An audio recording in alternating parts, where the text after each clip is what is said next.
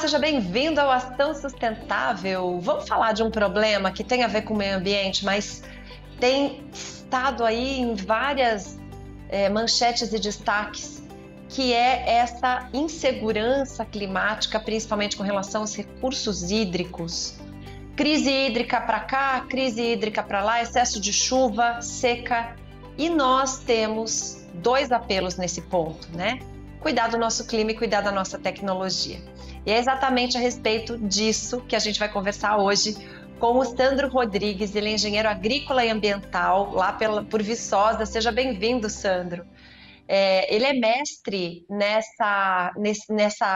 nesse tema de irrigação, mas é muito além disso, né, Sandro? Desde 2007, trabalhando com esse assunto. Bem-vindo à Ação Sustentável. Obrigado, boa tarde, Samanta, boa tarde a todos. É isso aí, estamos aqui para apoiar os produtores, né, e trabalhar com esse tema de gestão de irrigação, gestão de outorgas e tudo mais, né? Então, trabalhamos aí para apoiar a agricultura irrigada a produzir alimentos para a população. Bem, nós temos aqui no Brasil um problema, assim, recorrente de crise hídrica. Os últimos anos no sul do Brasil, os estados sofreram muito, teve perda, quebra de safra de milho, o milho safrinha principalmente sofre com isso. A gente sempre tem a mesma coisa e todo mundo fala, mas isso era crise climática, daí era a convergência do Atlântico, daí era o Laninha. Não é um problema que a gente não pode prever, certo?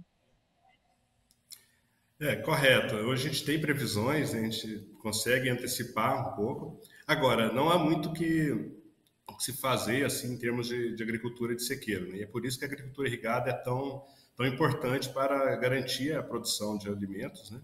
E assim, a gente que atua há bastante tempo, a gente vê que a cada ano que passa, a gente tem mais eventos assim como esse, né? Secas mais prolongadas, períodos de estiagem maiores e que causam maiores prejuízos, como foi esse ano, né? A gente falou aí na região sul principalmente, mas está sendo recorrente ano a ano. E com isso, até mesmo áreas irrigadas, você tem que usar bem, né, a sua fonte de água, né, tem que utilizar de forma racional para que consigamos fazer 3 safras no ano, para que conseguimos ter água para todos não só para irrigação, mas para todos os usos múltiplos, que é o que prevê a legislação, né, desde a Lei das Águas de 97, né? Garantir É isso aí, a gente precisa gerir este recurso, né? Gerir esse recurso para que todo mundo tenha acesso. Agora, o Sandro, gente, ele é da Valmont, que é proprietária da marca Valley, que trabalha e que fala sobre a irrigação de precisão. A gente ouve muito falar de agricultura de precisão. Agora, quando a gente vai falar de irrigação de precisão, a coisa muda um pouquinho. E aí, Sandra, eu tenho um monte de curiosidades, porque nós temos uma Política Nacional de Irrigação no Brasil, que é uma lei que não está regulamentada, e nós temos um impasse ambiental, geralmente, quando a gente busca uma outorga do uso da água. Existe uma briga aí por esses usos múltiplos. O que seria a irrigação de precisão? Perfeito. Olha, a irrigação de precisão, como o próprio nome diz, né, é aplicar água de forma precisa, né, ou seja, na quantidade certa.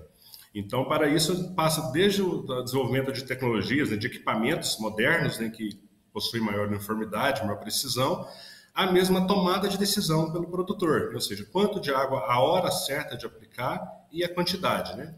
Então, eu comecei desde dentro da universidade, nas pesquisas que desenvolvemos lá junto com o professor Everardo Mantovani, que a gente trabalhou, que desenvolveu uma plataforma, né, chamada Irriger, para auxiliar o produtor nessa tomada de decisão. Então, fazer a gestão da irrigação mesmo, ou seja, um aplicativo, hoje ele é um aplicativo, né, faz parte hoje da Valley, né, a Valley adquiriu a Irriger em 2011 e desde então vem oferecendo aos produtores cada vez mais tecnologias, né, modernizando essa plataforma que foi desenvolvida dentro da universidade e garantindo aí que o produtor tenha nas mãos ali a maior facilidade, né, e junto com os outros softwares que a empresa possui, telemetria, né, nos equipamentos para poder possibilitar as informações em tempo real, para que o produtor tome a decisão de forma precisa e aplique água na quantidade certa. Então, com isso, a gente tem observado que o produtor consegue economizar em torno de 20% a 30% da água aplicada em relação a outros que não fazem uso desse sistema de gestão. E com isso, é importante mencionar, né, que o produtor ele não aplica água a mais porque ele quer, porque ele gosta, porque isso é custo para ele também. Então, às vezes é por desconhecimento, às vezes é falta de apoio, né? E a gente está aqui para isso, para apoiá-lo, tomar a decisão adequada, ter o menor custo para ele, maior viabilidade econômica, produzir mais com menos, né? E aí, com isso, ajudar o meio ambiente e a si próprio. Essa é uma pergunta que sempre recorre, né? Como que o produtor toma essa decisão? Porque no sistema tradicional de outorga, o produtor estima um volume de água que ele vai aplicar naquela propriedade, e geralmente esse valor estimado, o que que a gente vê acontecer no campo? Ele superestima um pouquinho, com medo que se tiver uma seca e ele pedir menos, ele vai sofrer com isso. A gente consegue corrigir esse curso aí, se a gente tiver essa tecnologia, essa ferramenta na mão para tomar essa decisão? Sim. Então, na verdade, a gente tem dois pontos, né? Primeiro, a outorga, que é o direito, né? Que é o que dá é um instrumento que define qual o volume que o produtor pode utilizar. E é interessante que ele tenha, né? Esse tem que ser um volume suficiente para atender a cultura no seu período de maior consumo. Agora, ao longo do ciclo da cultura, o consumo varia de acordo com o clima, varia de acordo com o estágio da cultura, né? Quando ela está pequenininha, ela requer menos água do que quando ela está na fase de floração, enchimento de grãos. E o software que a gente trabalha, ele mensura tudo isso. Ele monitora através da estação meteorológica instalada na propriedade como que está a oscilação do clima, então temperatura, velocidade do vento, radiação solar e a cultura. A gente faz o cadastro de todas as variedades do que o produtor está plantando e tem um ciclo de consumo, né? Tem os coeficientes técnicos, né, que a gente chama de KC, que que vai mensurar ali o aumento de consumo da planta à medida que ela vai se desenvolvendo. E o produtor vê isso de forma simples na tela do smartphone dele ou do computador, em forma de gráficos, em forma de informações com cores diferentes, né? Então, se está para saber se está no momento de irrigar ou se ele pode aguardar um pouco mais. E, então, ou seja, com base em parâmetros técnicos, o programa é um modelo matemático, muito bem calibrado, testado dentro da universidade há 17 anos aí no campo, e com esses resultados que dão a segurança para o produtor que ele pode aplicar o que ele está vendo ali na tela, né? E a gente ainda tem ainda uma equipe de campo que vai a campo conferir, está ajustando, treinando a fazenda nesse momento da tomada de decisão. É isso que eu ia perguntar. Começa pela visita ao campo, entendendo em que região está esse produtor, que cultura ele tem, qual que é o índice pluviométrico médio ali da região, e tem uma estação meteorológica que vai ser instalada na propriedade antes do pedido de outorga, Sandro? Isso, antes do pedido de outorga, a gente já tem os parâmetros, né, regionais, então de clima histórico e tudo mais, para definir o volume a ser outorgado. Então é feito uma análise com base no histórico. Agora, a decisão da irrigação posterior, quando a cultura está implantada, ela é feita com base no clima em tempo real. Então tem uma estação meteorológica medindo dia a dia. Então não quer dizer que o produtor vai utilizar todo o volume outorgado.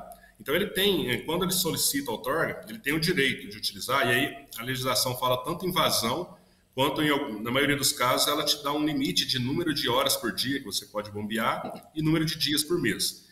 Mas assim, em alguns casos às vezes é 21 horas por dia, que é o mais comum, e tem casos a gente chega a 30 dias por mês. Mas assim, não quer dizer que o produtor vai usar o tempo todo. Então, o programa de gestão, ele vai te permitir você tomar a decisão exata de quanto ele está necessitando. Então, ou seja, primeiro, você tem os dados históricos para poder definir o volume a ser outorgado. E os dados diários, né, a informação, o programa de gestão de irrigação que a gente utiliza, para realmente tomar a decisão dia após dia. E os dois dados, então, são complementares, né? Um para planejamento e outro para manejo diário. Né? Efetivamente, para ele usar isso.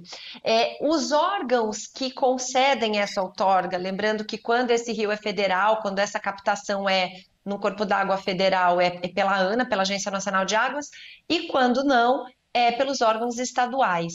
Eles estão preparados para tudo isso, porque às vezes precisa um estudo hídrico, um estudo ambiental integrado, de impacto, para ir pedir essa outorga. Geralmente a outorga é no meio do processo de licenciamento, onde entra, em que momento entra essa explicação aí, que vai fazer muito mais eficiente esse sistema de irrigação. E eu vou emendar uma outra pergunta, porque a gente sempre fala aqui que a reservação de água, o acúmulo de água em tanques, guardar água nos períodos chuvosos para usar nos períodos secos, é sempre uma medida ambientalmente importante, né, e positiva. Mas muitas vezes esse produtor não tem nem o licenciamento para fazer o tanque ou coisa parecida. Você acha que isso pode facilitar esse processo, tanto na agência licenciadora quanto na que vai conceder a outorga? Olha, eu diria que é um processo sim que está sempre em constante aprimoramento, né? Então, os órgãos estão sim preparados até um certo ponto, tem condições de avaliar, tem um bom histórico de clima para decidir volumes a ser outorgados. Nesse ponto, ok. Eu diria que o maior gargalo que temos hoje é no ponto de vista de auditoria, né, de fiscalização. Tem muitos produtores ainda que infelizmente não têm outorga e estão utilizando da mesma forma lá e prejudicando aqueles que têm. Ou mesmo alguns que têm um volume e captam um volume maior, né, do que o outorgado, e aí pode faltar para outros. Então, nesse ponto específico da questão da fiscalização, é que a gente está até com um lançamento agora aqui para fazer a gestão de outorgas, né? Eu falei antes aqui do sistema para gestão do manejo, né, da irrigação, ou seja, para decidir quanto irrigar.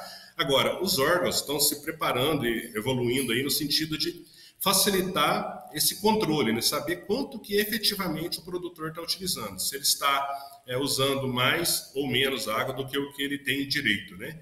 E para isso, o que acontece é que assim, hoje já é condicionante, né? Quando você solicita uma outorga, você tem que fazer um controle. Então, as leis citam já, né, de vários estados, aí, como você mesmo disse, cada estado tem a sua legislação, mas assim, eu vou destacar aqui 3 estados que estão um pouco mais adiantados nesse sentido, que é a questão do Minas, né, pelo IGAM, a Bahia, através do INEMA, e Tocantins, né, que tem o Naturantins.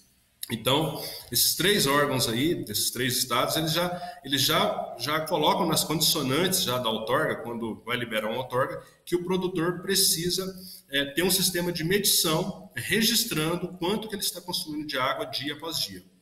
E eles estão, né, a intenção desses órgãos é que essa informação ela seja transmitida em tempo real para esses órgãos poderem acompanharem à distância, né, ou seja, sistema online.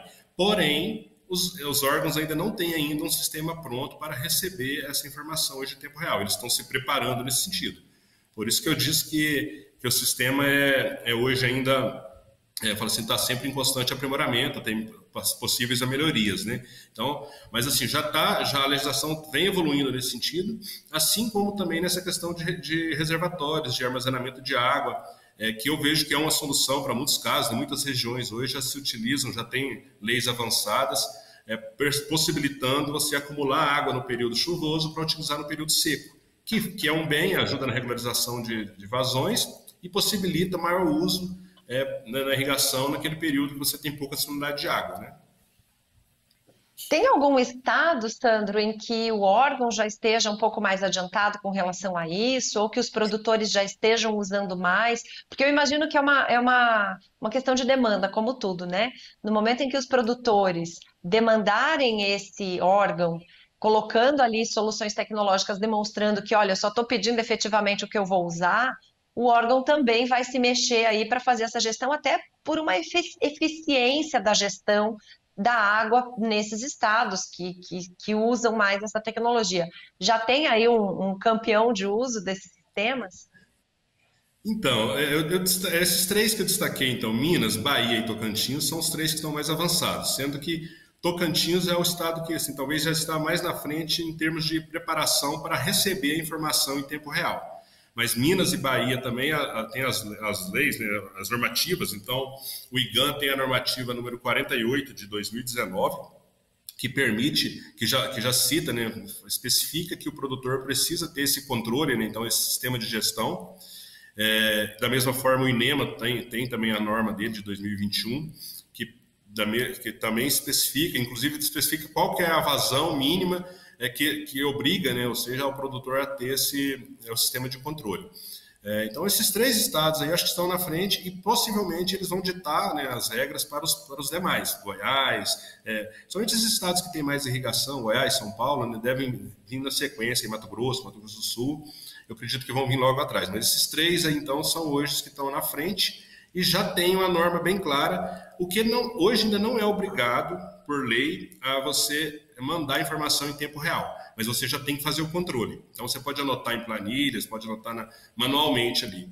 Aí o que a gente, saindo na frente, né, a gente inclusive buscou alternativas já, fizemos uma parceria recente agora com a Hidrocontra, uma empresa de Viçosa, né, inclusive começamos por lá, então voltamos a Viçosa para buscar um parceiro que vem se destacando ofertando essa solução que é o que os órgãos estão buscando, né? Então, ou seja, a gente está saindo na frente, oferecer uma solução que vai ajudar o produtor, porque é importante para ele ter o controle próprio, é importante para os órgãos, né? E é importante para a sociedade como um todo. Então, acho que esse é o caminho, né? A solução que a gente aqui dentro da Vale a gente enxerga dentro da nossa política, alinhada à nossa política de ESG, para poder possibilitar aí a produção de alimentos com o máximo de economia de água e energia, né?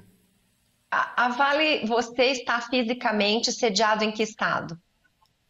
A gente fica em Uberaba, a nossa sede aqui. A gente tem a fábrica de pivôs, né, que é produzido aqui em Uberaba.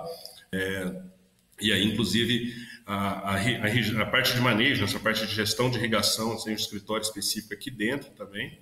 E todo o time, e a gente tem pessoas espalhadas no Brasil todo, né? A Vale tem mais de 100 pontos de revenda, né, de equipamentos e próximo ao mesmo número aí de equipe de manejo, né? Essa equipe que dá assessoria técnica para o produtor, espalhada aí nas diversas regiões de irrigação. Por isso que Minas está aí na frente, né? O cara é de Viçosa, estudou lá, daí voltou para a universidade lá, daí a Vale está sediada lá. A gente gosta muito de Minas, o IGAM tem realmente um diferencial de estudo e tem a característica natural de Minas que eu acho que ajuda um pouco isso. Tocantins também tem essas características naturais que ajudam. Em Minas a gente tem que lembrar da região norte de Minas Gerais, que é a Mata Seca, Caatinga, o produtor de lá sofre, né, na transição do Cerrado para Caatinga. Há realmente um sofrimento, mas nós temos vários problemas ambientais, proteção de pequi, proteção de ipê, proteção de buriti, que acaba, quando não olhado holisticamente, de uma forma inteira, acaba às vezes atrapalhando o processo de ajudar o meio ambiente, infelizmente, né? Como é que vocês já lidaram com algum problema desse, Sandro? Sim, sim. Infelizmente, realmente, às vezes tem muita burocracia, às vezes o tempo, né? Você até perguntou antes aí sobre a questão dos órgãos estarem preparados, às vezes falta às vezes equipe, falta pessoal, e em alguns casos, às vezes até as próprias leis, às vezes são um pouco confusas e deixam, né, algumas brechas ali, às vezes demora muito, né? Então a burocracia hoje é o maior problema, o maior entrave. Então, às vezes, muita gente aí tem processos aí em andamento para outorga e para licenciamento, né, para implantação do sistema de irrigação parado há tempos, né? E é importante mencionar que, assim, essas regiões que você citou aí, regiões que às vezes têm limitação de água em partes do ano, mas elas poderiam estar fazendo uso, né? Então, tem o Rio São Francisco que passa ali pelo norte de Minas, que é rico em água e que vai jogar água no mar, né? Então, ou seja, claro, a gente tem que garantir que a água chegue para todos, que ela consiga chegar ao Nordeste, mas que ela também traga riqueza para a região por onde ela está passando, né? E se a gente fizer isso de forma consciente, de forma racional, a gente consegue utilizar esse recurso, garantindo sobrevivência e garantindo dignidade, né, para todas as famílias que vivem ali nessas regiões também, né? Então, acho que falta um pouquinho ainda de reduzir as burocracias e de possibilitar, né, de levar conhecimento aos produtores, né? E tecnologias temos, né? Soluções existem por aí. Então, falta realmente, às vezes, ser utilizada, né? Estar acessível a todos aí. E esse é o papel não só dos órgãos ambientais, como das empresas de irrigação, que estão aqui para fomentar, né? E, assim, até É um bom senso. Sim. A ideia é isso, né? Que tenha um bom senso nessa leitura, porque se a gente for olhar essa implantação da tecnologia, ela só beneficia no sentido de gerir melhor esse recurso que é para todo mundo. A própria gestão da outorga com esses reportes vai fazer com que possa haver talvez até uma flutuação entre o período de ceder essa outorga, de conceder essa outorga, que aquele volume possa ser relativizado em determinada época, dividido em outra. Quer dizer, dá para fazer melhor desde que a gente reduza aquele engessamento que a gente tem. E uma questão que eu queria saber é o seguinte: vocês já fizeram um estudo de viabilidade econômica para saber se isso pode retornar, se esse investimento pode retornar em benefício econômico para o produtor? Com certeza. Assim, hoje, os investimentos relacionados à irrigação, de forma geral, são de alta rentabilidade. Então, assim, tanto é que os produtores que investem em irrigação, ele não fica no primeiro equipamento, no primeiro sistema. Geralmente ele vai, depois que ele entra ali, ele é picado pelo mosquitinho ali, né? Ele quer irrigar cada vez mais. Porque os projetos ali possibilitam você produzir 2, 3 vezes ao ano, né? Então você tira 3 safras no ano com tranquilidade. E assim, o que eu costumo dizer é o seguinte, os estudos nos mostram que para um ano de chuva média, para um ano normal, a irrigação é viável. Agora, para um ano crítico, como foi esse, a gente estava conversando há pouco sobre a região sul, que teve um déficit hídrico acentuado, então o estudo então, nessa época nem é necessário, porque você extrapola muito, você consegue ganhos muito maiores do que os necessários para ter viabilidade. Agora, junto com, assim, eu gosto sempre de destacar que o uso da água, né, e a quantidade de água a ser utilizada, ela é fundamental, né? Assim, você saber aplicar na hora certa, não só para você ter água para todos, mas para você também ter viabilidade, porque quando você está jogando água a mais, você está perdendo produtividade, além de seu custo de energia, que você está bombeando essa água do rio para lá, tem custo de energia. E você ela está lixiviando, o excesso de água lava o solo, leva nutrientes embora. Então, é o que eu sempre falo, o produtor que aplica mais, não é porque ele quer, porque ele gosta, ele acha bonito jogar água fora. É porque realmente ele não sabe tanto que precisa, e é muito mais fácil você verificar um déficit na planta do que um excesso. A falta, quando começa a faltar água, a planta murcha, ela dá sinais visíveis ali, né, que está faltando. Agora, o excesso já é um pouco mais difícil. Então, o sistema de gestão, ele vem para isso, né, para possibilitar conhecer a real necessidade de você aplicar na hora certa. Então, se você tem o sistema de gestão da água para decidir a irrigação de forma certa, você tem um sistema de gestão para controlar a outorga e mostrar para os órgãos ambientais, mostrar para a sociedade que você está utilizando realmente aquilo, né, aquilo que você solicitou, aquilo que você tem direito, de forma racional. E se você ainda tem um outro sistema ainda, que é o sistema de energia, que é o que a gente vem trabalhando muito para ver a questão de utilizar a energia no horário mais barato, evitar multas de demanda, tem assim, as tarifações melhores, né, mais propícias para irrigação. Então, você fecha aí, né, um tripé aí, então, de gestão. Gestão da decisão da irrigação, gestão de outorga e gestão de energia. São os 3 pontos aí que eu acho que fecham e garantem o máximo de produtividade e garantem aí que o setor nosso aí de agricultura, que já nos traz alegria há tanto tempo aí, continue possibilitando o Brasil tá aí à frente, liderando aí o crescimento e levando alimentos aí para essa população que está aumentando ano a ano aí nas diversas regiões do mundo, né?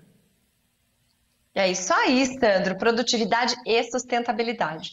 Sandro, eu te agradeço imensamente, muito obrigada, boa sorte, que realmente esse sistema se espalhe, que a gente possa viabilizar isso para pequenos, grandes e médios, para que a gente consiga realmente ter mais produtividade com uma gestão eficiente, inteligente do nosso recurso hídrico, que é tão caro para nós. Muito obrigada pela doação da sua experiência aqui para a gente. Eu que agradeço. E a você que está aqui acompanhando a Ação Sustentável, na semana que vem a gente volta sempre com uma solução sustentável do ponto de vista econômico, ambiental e social para você. Até a semana que vem.